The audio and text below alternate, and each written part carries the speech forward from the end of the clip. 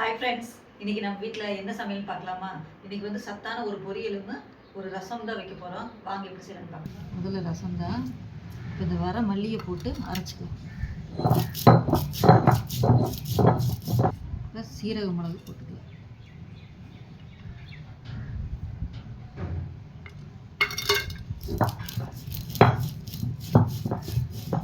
கருவேப்பிலையும் புளியும் வச்சுக்கலாம்.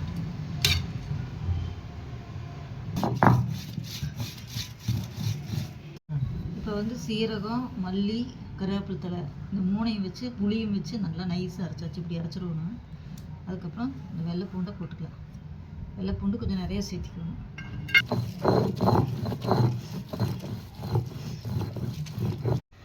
இப்போ இதை நைஸாக அரைச்சாச்சு. இதை மட்டும் எடுத்து தனியாக வச்சுட்டு தக்காளி வந்து 2 கட் பண்ணி வச்சுருக்கேன். இதை அரைச்சலாம் நைஸாக. இப்போ தக்காளியை நம்ம நைஸாக அரைச்சிக்கலாம்.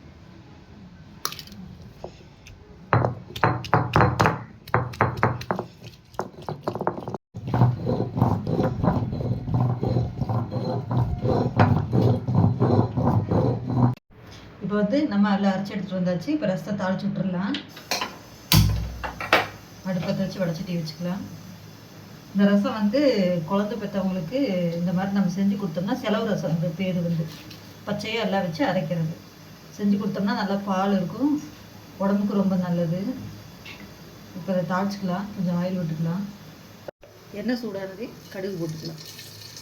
கடுகு பொரியிட்டு ஒரே ஒரு வரமிளகா போடணும். காரம் போடக்கூடாது அதிகமாக. குருமிளகெல்லாம் நம்ம சேர்த்துருக்கோம்ல, குருமிளகு தான் அதிகமாக சேர்க்கணும். ஒரு வரமிளகாயை 3 கிள்ளி போட்டுறேன். கருவேப்பிலையும் கிள்ளி போட்டுறேன்.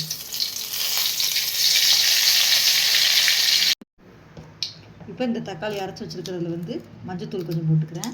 அப்புறம் இந்த மசாலா சீரக மிளகு இதில் அரைச்சி தனியாக வச்சுருக்கோம், அதையும் போட்டுக்கலாம். கொஞ்சம் உப்பும் சேர்த்துக்கலாம். உப்பும் சேர்த்து இதை நல்லா கரைச்சி விட்டுக்கலாம். கரைச்சதை இதில் ஊற்றிடலாம். இப்போ இந்த கழுவி வச்சதையும் ஊற்றிடலாம். உப்பு வந்து டேஸ்ட் பார்த்துக்கலாம்.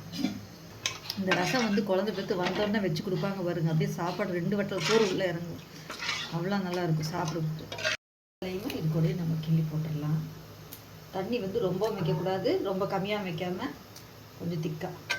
ஒரு ஆளுக்கு மட்டும் செய்கிற மாதிரினா கொஞ்சம் கெட்டியாக வச்சுக்கலாம். இப்போ நாங்கள் 3 பேருக்கு செய்கிறதுனால இந்த பதத்துக்கு வச்சுருக்கோம்.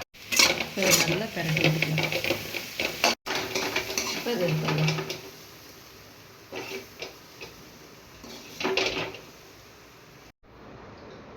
ஃப்ரெண்ட்ஸ், இங்கே பாருங்கள், நமக்கு செலவு ரசம் ரெடி ஆயிடுச்சு. சுக்குட்டிக்கீரை பொரியலும் ரெடி ஆயிடுச்சு. இதே மாதிரி நீங்களும் செஞ்சு சாப்பிடுங்க. யார் வேணாலும் சாப்பிடலாம். இது குழந்தை பெற்றவங்களுக்கு ரொம்ப நல்லது. இது வந்து ஹாஸ்பிட்டல்லேருந்து வந்தோன்னே இது கொடுத்தோம்னா நல்லா பசியாகும், நல்லா சாப்பிடுவாங்க. வலுத்து புண்ணு இருந்தால் கூட சீக்கிரம் மாறிடுது கீரை சாப்பிடும்போது. இந்த ரசம் வந்து நல்லா பால் உறிஞ்சிடுவாங்க. இது எல்லாருமே ட்ரை பண்ணலாம், நம்மளும் சாப்பிட்லாம். இதே மாதிரி ட்ரை பண்ணி பாருங்கள் ஃப்ரெண்ட்ஸ். பாய்.